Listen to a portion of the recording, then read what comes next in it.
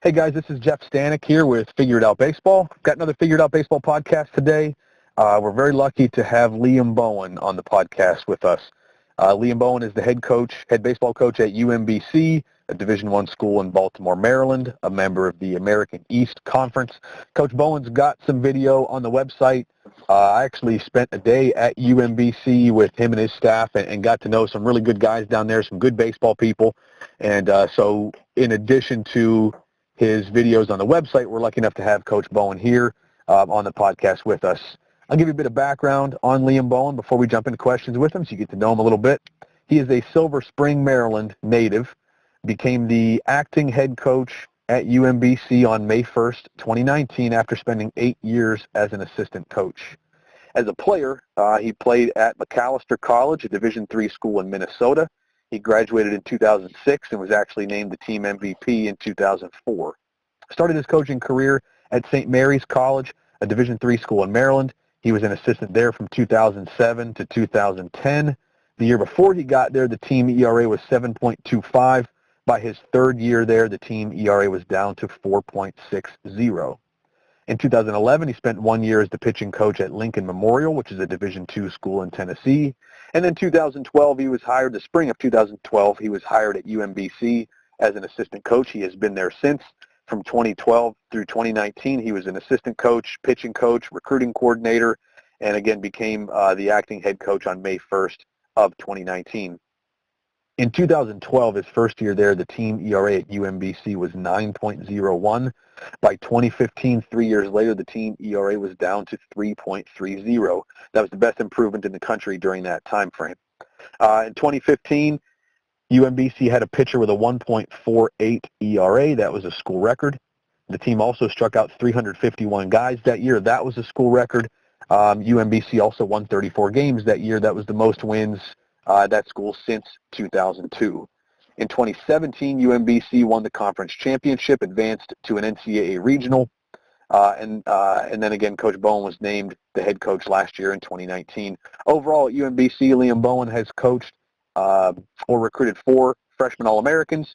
He has coached a total of 33 all-conference players, 15 conference all-rookies. He's coached a number of pitchers who have earned first-team all-conference, including 1 conference pitcher of the year and 1 conference rookie of the year. Liam Bowen, really appreciate you being here with us and spending some time on the Figure It Out Baseball podcast.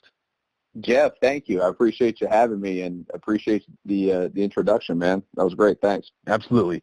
Glad to have you here. And if you listen to some Figure It Out Baseball podcasts, we usually start with something or a couple things in the bio that sort of stand out. And I'd like to ask you about something that might be a strange place to start.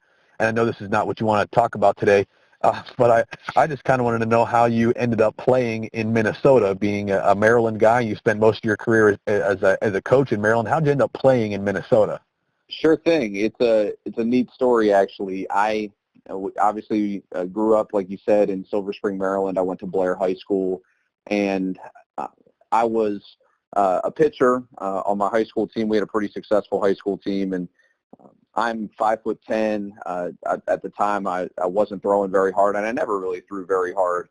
I was always kind of more of a crafty lefty, and I was having success at the high school level. Like I said, I was playing with good players, and we were winning games, and I was very excited about that. And I remember at the time, I was probably kind of talking out of the side of my neck and had my head kind of swelling up with all these games we were winning, and my dad sat me down, and he said, "Hey, look, nobody's really interested in a short, finesse lefty. What you really got." And my old man's a pretty straight talker, so I took that to heart. He basically told me, he's like, you got to find a smaller school where the coach will help you get into school and get an education that maybe you wouldn't be able to get without having been a baseball player. And that really ended up being the case. I this is years ago now, so I sent out all these VHS tapes. I went to the post office, did that whole thing, and Matt Parrington, who's still the head coach in McAllister, helped me get into school there, and I pitched for him for 4 years, and we've stayed in touch since then. And I owe him a great debt of gratitude because it was a great education. I got to learn from some really brilliant professors and get this whole experience that I don't know if I would have gotten otherwise. I mean, I was a kid that I hadn't gone west of Maryland until the first day of classes. I never even visited the school. Our family didn't really travel a ton, so. yeah, it was an opportunity that, in a way, baseball kind of ended up giving me. And since then, getting into coaching, I've been able to do the same for some other guys, and that's been really fulfilling. So a little bit off topic, like you said, but I appreciate you asking that, because it kind of, started me on the path to trying to do that for other young guys, and kind of fed into my coaching career, that whole story, how I got out there. It's a great experience just overall. And now as a head coach and as a recruiting coordinator at the Division I level, I'm sure that you have a bunch of guys that play for you and that you recruit that are from, that have to travel a pretty good distance to come to UMBC. For anyone listening to this that maybe, wants to play in college, but they're still in high school or younger than that even, or parents or high school coaches, what are some things that you've kind of found with when a kid's playing away from home? I personally have seen, as a college coach, as well as just kind of living in this area now, I still do some scouting, and I see a lot of guys that start their college career pretty far away from home and end up transferring back home. What are some things that you think a kid needs to do before, going away from home, to kind of have an idea that he's going to like it there, that he's going to stay there for 4 years, and instead of, spending 1 or 2 semesters there getting homesick and coming back? Is there anything you found in your days as a recruiter or as a head coach that you think are kind of key to that decision-making process to make sure that kids and parents are giving themselves the best chance to make a good decision of where the kid's going to go to school? Sure. And for me, it's a little bit less about the fit with the school, which is definitely important. Like, you got to understand kind of what the school's value proposition is. You have to understand, what kind of environment you're headed into. But for me, it's a lot more about being crystal clear about the purpose of going to school in the first place. I think the kids who are further away from home, when they arrive on campus with the mindset that, hey, look, this is a business trip. I'm here to number one, get a great education, number two, develop myself off the field, and number three, pour everything I have into this program and try and leave it better than I found it. The guys who show up in that mindset, the idea of, hey, what can I give to these 4 years, these 8 semesters that I'm going to be at this school? I think those guys are able to deal with the ups and downs that are, always going to happen no matter where you go to school. You go to school around the corner, and 4 years is going to have its share of ups and downs.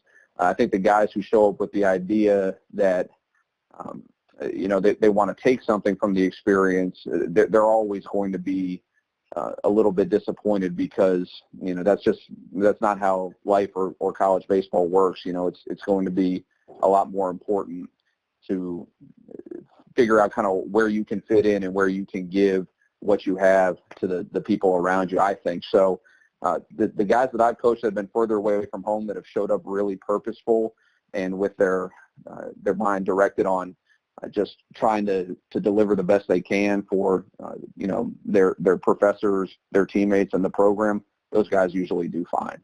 And I would just really urge anybody who's listening to this, who's thinking about trying to choose a school, to, spend the required amount of time figuring out each school, but spend, at least as much time kind of figuring out what their purpose is, and using that to guide them through whatever adversity they may end up with. Great answer. A really good answer to that.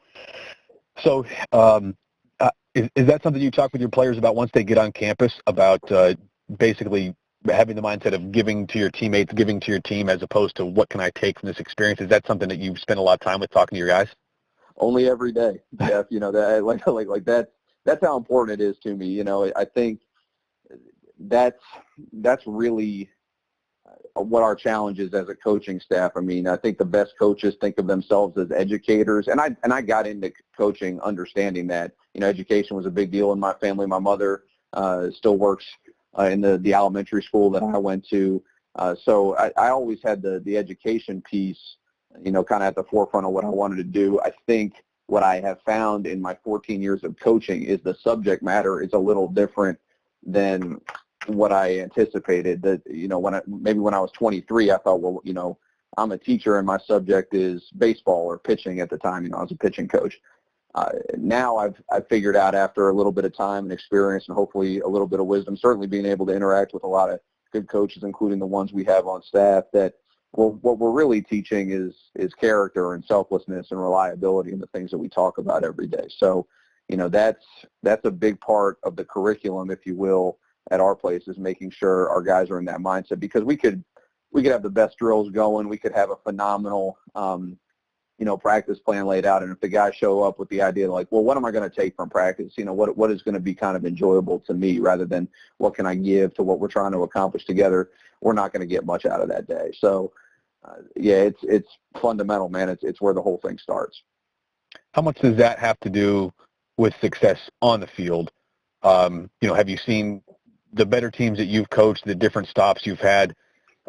Is that always necessarily the case that you've got a team that's successful on the field and they're all sort of in that mindset, or does that not necessarily coordinate, but maybe make your life more enjoyable? How much does that translate to success on the field when you've got a team that's more about giving than taking? Well, I think if we're being realistic, it depends on your schedule. I mean, if you're a team that has some, what I would call structural advantages over the teams you play, it would be less important. If you're way more talented or have way more resources than the teams that you go up against, then you can kind of empty the bat bag and put 9 good players out there and expect to be successful. What I would say about our level of baseball is you can never achieve anything significant, if you're only able to be successful in that type of situation.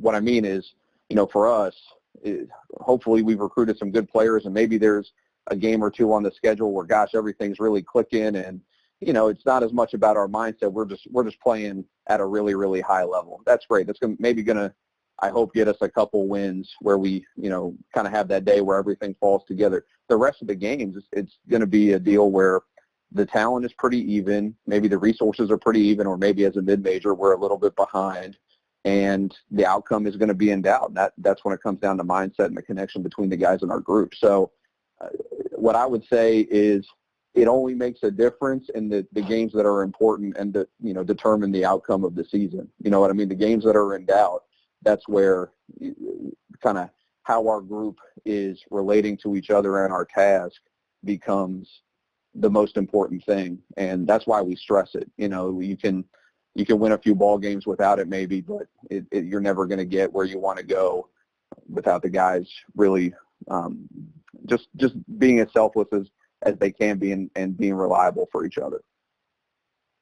You took this program over with 7 games left last season, which is kind of a unique time, for a coach to take over. This will be your first full season where you've had a year to prepare all your guys and bring in, some new players to kind of take under your wing. But now that you've got this team, now this is your team, you said that you can't go where you want to go unless you do those things. Where do you want UMBC to go under your tutelage? Like, what is the goal for you guys year to year? I'm not as big a long-term goal setter as some. I know that works for a lot of guys. For me, it's kind of all about, just trying to either, if it's a practice day, trying to grow our group as much as I possibly can, or as much as we all can, really. It's not just up to me. And then if we're playing a game, we want to play, our brand of baseball the right way for 27 outs and see what it gets us. I'm not as much of a long-term goal setter saying like, okay, we want to go to a regional or win a conference championship or win X number of games. And truthfully, Jeff, the reason is you were talking a little bit about my history at UMBC. Our 2015 team won 34 games, and it was the biggest improvement in the country at that point. And over the course of 3 years, because the 3 years before we were 10-42, and it was going through that experience with those guys kind of got me away from goals, because the way that team got good, that team won like 14 games in a row at one point. We got to a point where we were playing really, really good baseball, and it kind of grew steadily where we were getting a little bit better all the time, and then there was a period where the results weren't really flowing for whatever reason. We were losing close games, or we weren't quite breaking through, and then it just seemed like at some point the guys just kind of looked around the field and said, hey, wait a second, we're pretty good. Like we have a good team. And then it all clicked and we were off and running. So with each group that we have, I just want to pursue that, where we can get the every piece to click, and we can be the best that we can be on that particular day. So it's not so much like, oh, my goal is in the next 5 years we want to win, X number of conference championships. Number one, I think we play in a great league with some really, really well-coached teams. I think that'd be pretty arrogant on our part. I think we really need to stay dialed into, well, how do we grow today and chase that down? So that's kind of what we talk about. It's not like I'm not a guy at the beginning of the season that say, guys, here's the blueprint for how we're going to win the American East Championship. I talk about here's the blueprint for how we're going to be better tomorrow than we are today. And, when our group buys into that, I think after a period of time, we can look up and say, wait a second, we got a chance to do something really special because I've seen it happen. So what kind of things do you guys do at practice day to day as you spend time with players? What do you do day to day to prepare them and get your players to a place where you feel like they, they'll have a chance to click, they'll have a chance to, to maximize whatever talent they've got, whether it's one of your most talented teams or your least talented teams? What are things that you guys do on a day-to-day basis, or some things that you want to make sure you focus on throughout the season to get that to happen? Sure, and obviously it's a number of things. We're like everybody else. We break practice down into segments, and there's times where we're working as a team on, like team concepts, things like team defense or cuts and relays, stuff like that. And there are times where we're going in individual groups for defense. There were times with more of an offensive focus.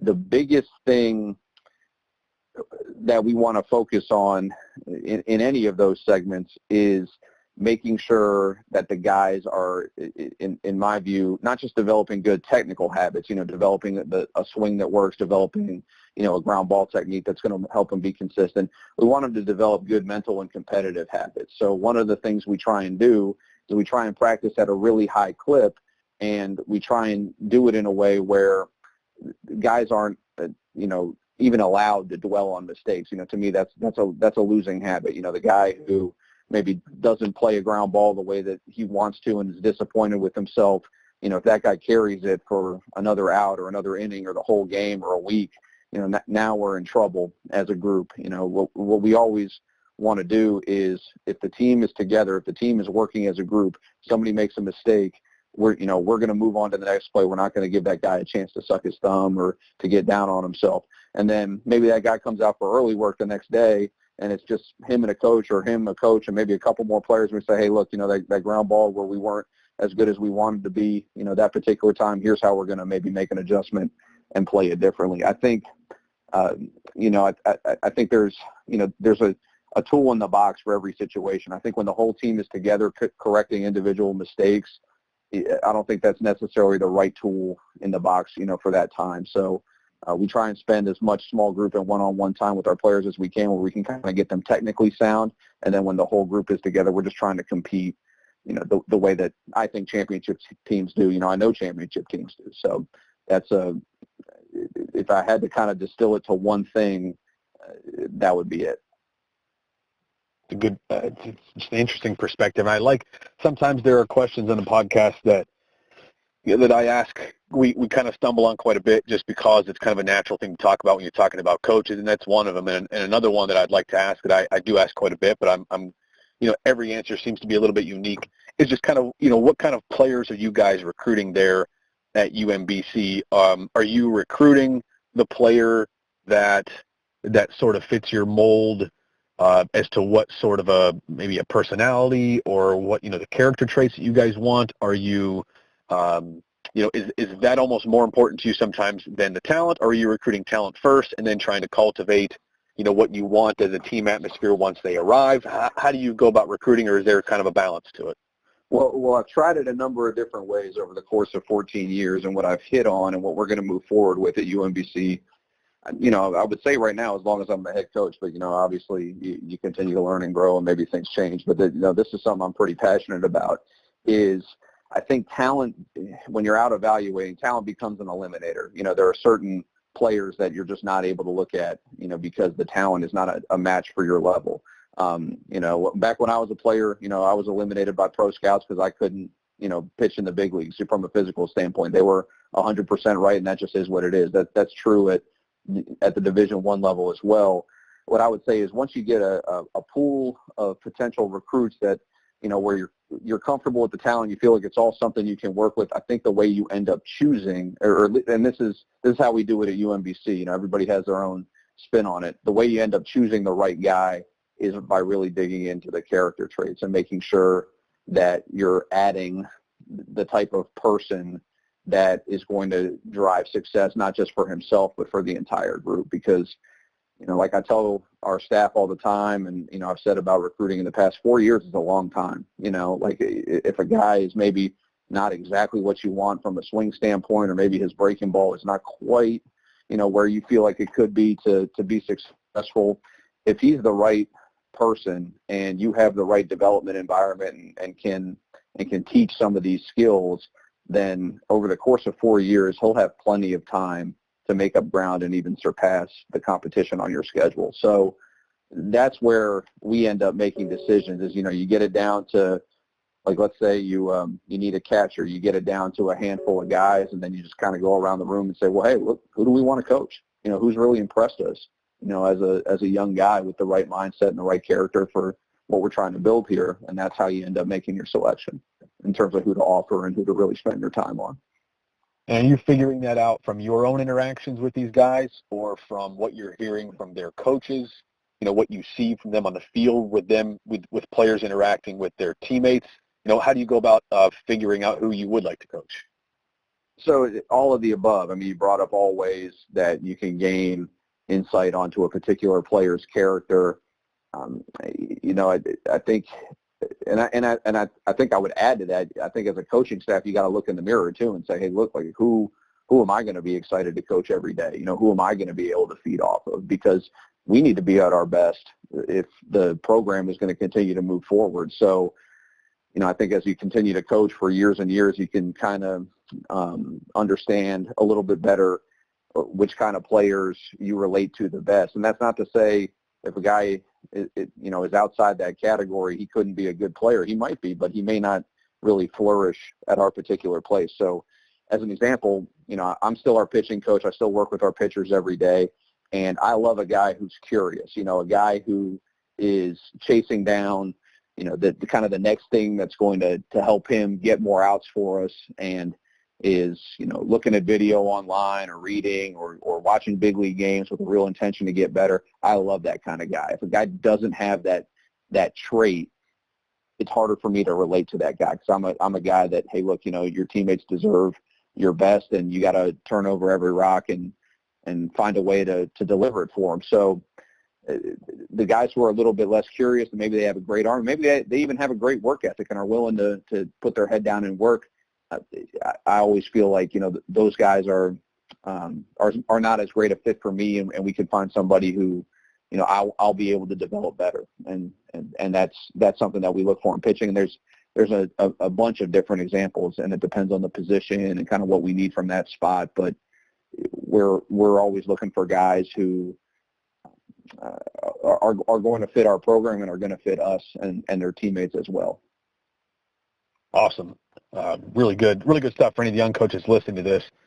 High school coaches don't get to pick their players, obviously, but I think that the culture part of things and kind of having a team of guys that you can relate to is really important, because if you can't relate to your players, it's very tough to coach them. And I've found that the players that you sort of clash with personality-wise, they're just more difficult to coach. Now, as far as you having pitchers that are curious and you like guys that watch things online, do you have any a particular policy with them, maybe where they might see something online, but before they implement something, they've got to talk to you first? Or, did you ever have guys show up at practice and like they're doing something different than you guys have talked about, and you're like, hey, what the heck's going on? Well, I saw this thing online and I saw a video and I wanted to implement it. I guess, have you had that situation, and if so, how do you handle it with guys, and how do you handle it with kids overall that might see something online that they think they might see a video of a pitcher doing something that they think could work for them? Sure. So one thing you have to remember here, and I know a lot of people that are going to be listening to this and using your website are coaching at the high school level and with younger players. I'm coaching guys that are 18 to 22 years old, and one of just kind of my values is I'm going to treat them like a man. I'm going to treat them. One of the the kind of the ways I put it is I'm going to treat them like they're skilled labor. You know, when I was their age, I had some unskilled labor jobs. I was digging holes and moving furniture and that kind of thing, and that's not what being a college baseball player is like. Being a college baseball player is more like, you know, maybe being a chef or an architect or something where you can bring some sort of skill to the situation and deserve to have some kind of voice in how you use that skill. So it doesn't mean that they run the show by any stretch. You know, there's a lot of structure and discipline in what we do, but I think if they have an idea and they're really passionate about trying to use their talent in a particular way, number one, it's my job to be approachable and to make sure that, you know, they're not trying to kind of do something else while I'm not looking. You know, I don't think that's a very positive situation. So I try and be a guy who, you know, when it comes to talk about kind of what we're doing from a technical standpoint, the walls are down, you know, 24/7, 365. They can throw stuff my way. And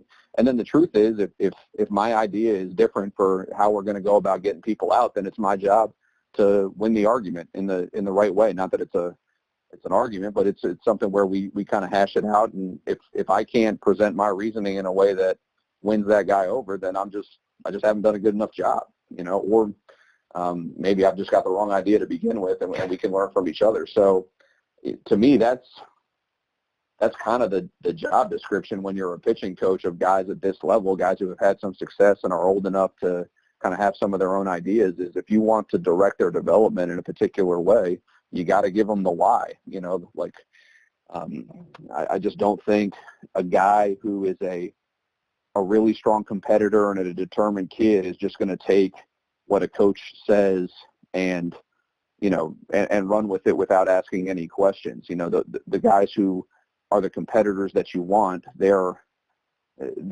also headstrong enough to maybe have some of their own ideas at times, and you got to work with them on that. And, you know, if I'm going to do a really good job, it's going to be because that I have the wherewithal and the knowledge to have some of those conversations at a high level and in a way that helps us win more games.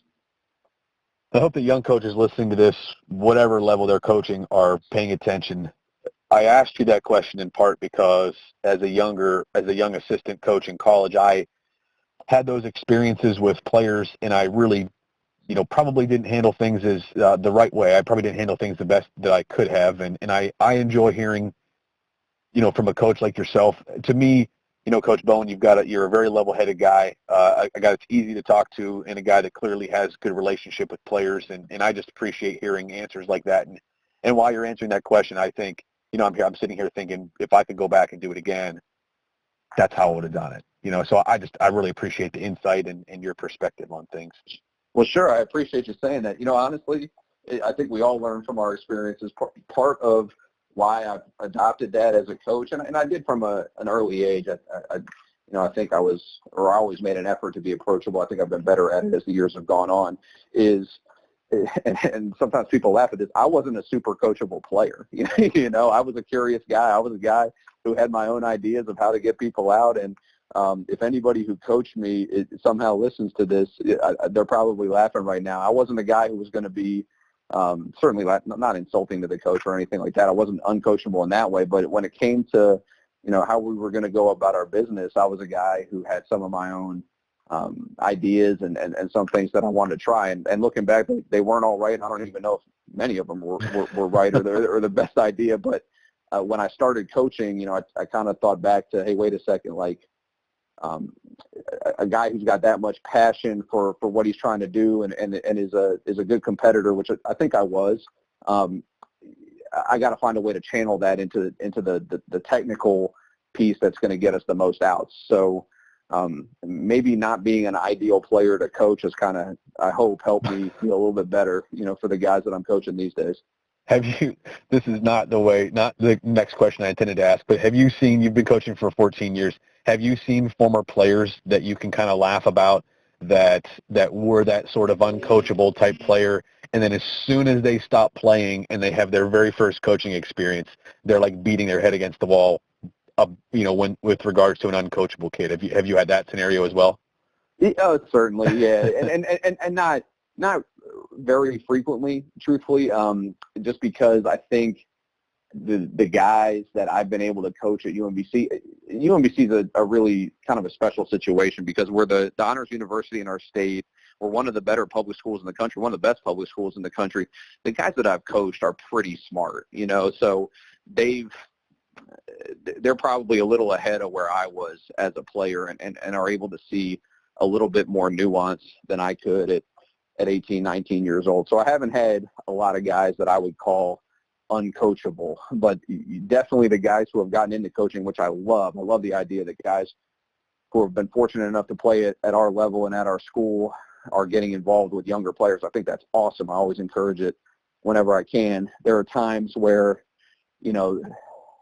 they'll be frustrated with their situation, and it'll kind of make me think back to some times where we had to grind through some adversity a little bit, and things kind of come around full circle. So mostly it's been in terms of coachability, it's been a crazy positive experience, and we've had guys that have tried to pay it forward, which is great, but you do get that from time to time where you get the frustrations that are just kind of typical to what we do. Yeah, and it's more the frustrations, more than just a totally uncoachable player. You might have a guy for several years that you kind of have the same resistance a lot with the player, and it doesn't, not necessarily a bad experience, but you might have a player that just, for whatever reason, doesn't like to hear these certain things or whatever. But then as soon as I've just seen it a couple times when we've even had guys that have come back, for grad school that have spent some time around the team, kind of helping out, and it's like they're frustrated with things that, and I'll be able to say to them, well, those are the same things that we've just talked to you about for the last couple of years. Now you see where we're coming from. But anyway, sure.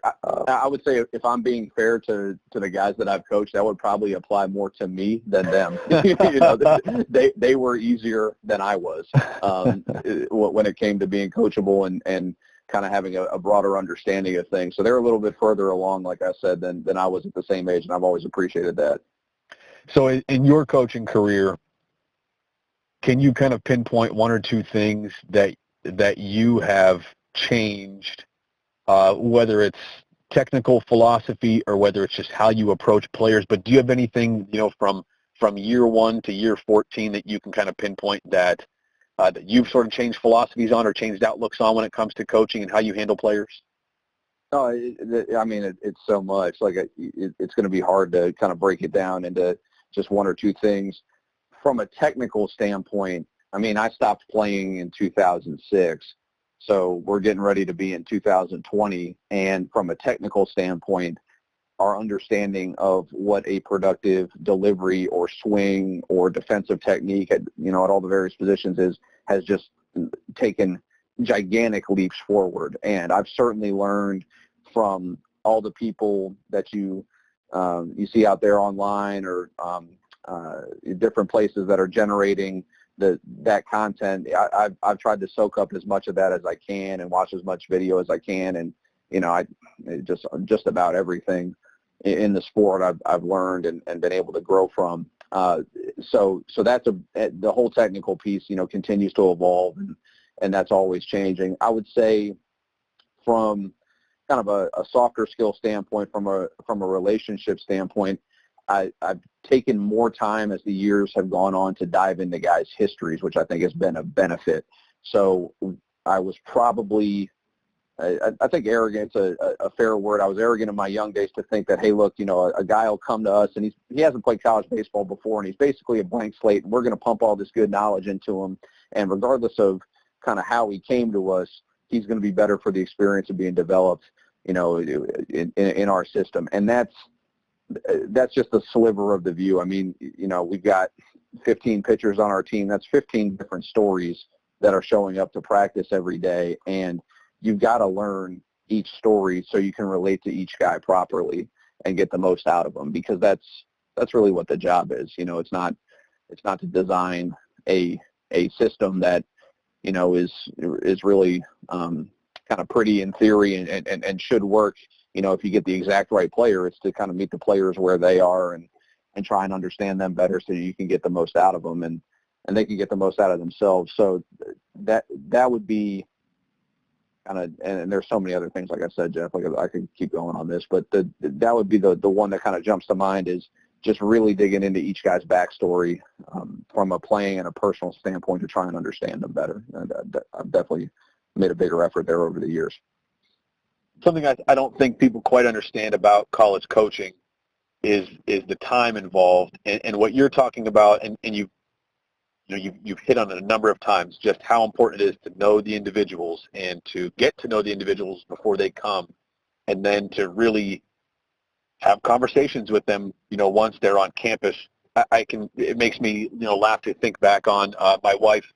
When I was still coaching, people would say, like, oh, what does your husband do? She'd say, oh, he's a college coach. Oh, what else does he do? And it's like, no, that's a full-time job.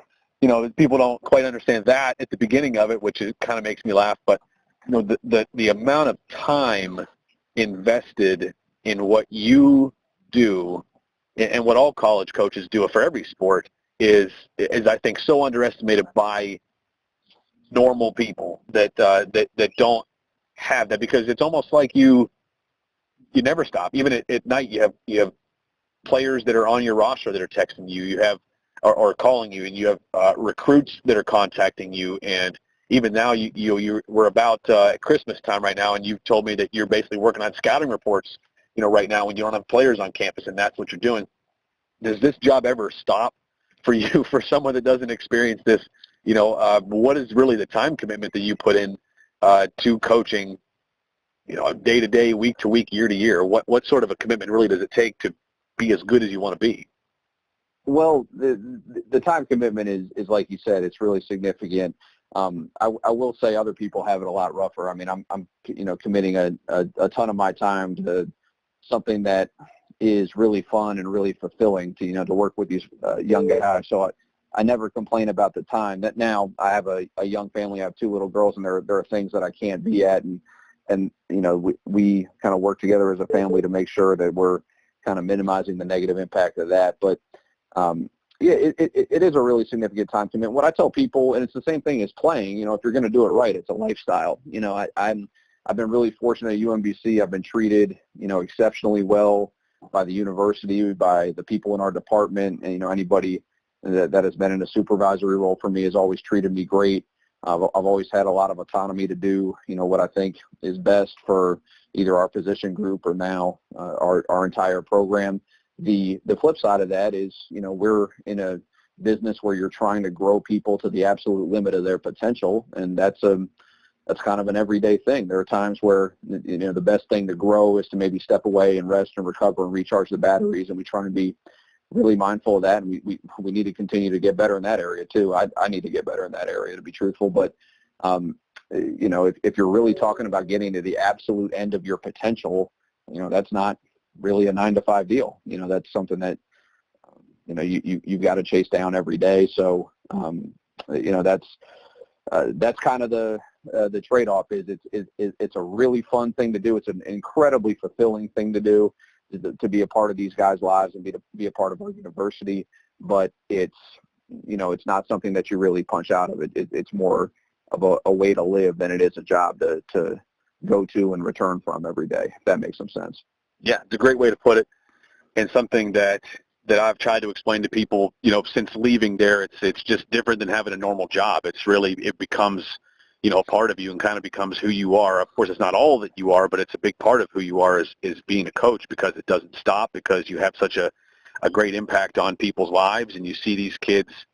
I say kids, but you see these, these young men every day, and it's a really significant thing that you do, and it's a lot of fun. Like you're right, like you said, it's a lot of people have a lot worse, and I didn't mean to say that about the time and commitment like it's torturous, but I don't know that people know how much time it really takes, and what it takes to be a good coach, a good college coach, and heck, high school's not that much different. I went through it. I was a high school coach for 1 season, and it's the pay is terrible, but you really got to put a ton of time into coaching at any level if you really want to be as good as you can, with all the things that you've mentioned, getting to know your players, how to get the best out of each of them individually, developing a relationship with them, as well as just developing your practice plans and being prepared, to compete.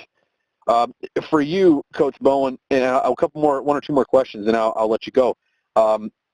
What is the most fun part about your job? You've got a lot of hats that you wear, especially at a mid-major Division I.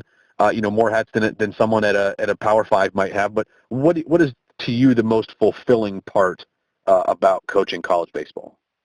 Oh, that one's easy. It's being a part of the guys' lives. Like that's a no-brainer for me. I mean, the connections that I have with not just our current players, but certainly our alumni, and that becomes like in some ways even a more special relationship is continuing to relate to those guys and seeing them grow. I've coached, like you said, this is my 9th year at UMBC, 14th year overall, and we've got guys getting married, getting new jobs, kind of moving into different chapters of their life, and having them allow me to continue to be a part of that is phenomenal. Like that's, I don't know that there's a lot of jobs where you get that kind of connection. So that's the easiest question you've asked me, Jeff. It's not even close. Is that connection? That's what's so cool about it. Like I really think, for me, if it was just about baseball, then there are other ways that you can kind of get that fixed. You can go work in pro ball and work with fabulous players and great resources, but maybe the personal connection isn't always the same. I've never worked in pro ball, but I have friends who do, and I think that's kind of the trade-off anybody would tell you. And for me, it's an easy choice to work where I work because of that, and because of just being able to, if we do it right, really be a part of each other's lives, the rest of the way. And I think that's awesome. I'll ask you a question that maybe won't be so much fun, but something I think is, I'd just like to hear your answer to. What is maybe I should have asked these in reverse order. What's your least favorite thing about coaching, or the thing that this is kind of the most of a kind of a pain to you about being a head coach? Oh, yeah, actually, that one's really easy too. It's just the time away from my family. Like that's the only thing that, like, the actual job itself. I mean, there are small things that I'm not crazy for. I mean, like I'm like anybody else. Like filling out the monthly expense report is not something that's going to light you up with a desire or anything. And I get that, but like that's really small potatoes. We have a lot of stuff that's well taken care of for us. We have a great support staff. The only thing that is, I would say, truly difficult or challenging about my job, from a kind of a willingness to do it standpoint, is just the time away from my family. My two little girls are 6 and 3. My wife and I have been married 10 years. I love the time at home more than anything, and I don't get as much of it as if I did something else. But luckily, I've had their support all this time, and I've had the support of the people at UMBC. Like I said, they've always treated me well to manage that, the best that I can, just so I'm missing as little as possible. So, yeah, that would be the only thing that I think is kind of, I would say, kind of rough about the job is you have to be a little bit creative in terms of being present and being at your best, for your family, as a father and a husband. It's not an easy thing, and it's one of the only things about all college sports that's difficult. The rest of it is such a, I always felt very privileged just to be able to say that that's what I did. That was my job. My job was to be a baseball coach, and that was really cool. But yes, the time thing, the family thing was difficult. Has always been was difficult for me at the time, and living away from my parents, wasn't a lot of fun. My cousins and my nieces and things like that. So anyway, it's something that I just don't think a lot of people understand, what it's like to be a coach. So I kind of like to ask some questions like that, the cool things about it, the most difficult things about it, and give people a little bit of perspective. So Liam Bowen, everybody, he's the head coach at UMBC, Division I school in Baltimore, Maryland, a part of the American East Conference. He's been at UMBC since 2012. We're looking forward to what you do in the future. I think you're just, from listening to you, you're an easy guy for me to talk to. I really enjoy our conversations. I enjoyed my time on campus with you. I think you're a well-educated, well-spoken guy, very thoughtful, and just somebody that clearly cares about your players and about the overall experience that guys are having, and about making baseball bigger than what's happening on the field. And I always appreciate hearing that. So I sincerely appreciate your time being a part of this podcast and sharing kind of your thoughts and insights with us. Well, I really appreciate all of that, Jeff. It's very kind of you. And I'll say in return that the service that you're providing for other coaches, and really for me as well, I really think highly of it, just because for me it's an easy way to hopefully get some quality information out there and just continue to make the game the absolute best it can be at all levels. And It's something that I'm passionate about, that I'd love to see happen, that is not necessarily part of my day-to-day at UMBC. So to have somebody like you out there who's kind of creating a vehicle for the guys at our level who are, kind of chipping away at the latest and greatest in player development, trying to spread some of that information and having you making it so easy for us. I think that's great. So appreciate you and appreciate the time with you today. You got it. UMBC head coach Liam Bowen here today. You can check out his videos, which we didn't even talk about today. We might have to get a second podcast going with you just to kind of get into a little more about the videos you did and why you did them and things like that. But you can check out Liam Bowen's videos at figureitoutbaseball.com. It's a free service for anyone that hasn't checked it out before. There are at this time about 400 videos on the website from college coaches like Coach Bowen. So we're trying to make it a great resource for any baseball player or coach at any level. And your willingness to be a part of it, Coach Bowen, is really appreciated. So again, I appreciate your time and everything you've given to figure it out. And to me personally, just wanted to say thank you and wish your family and your team all the best. All right. Well, same to you and all the standings. Thanks for the time today. Thanks.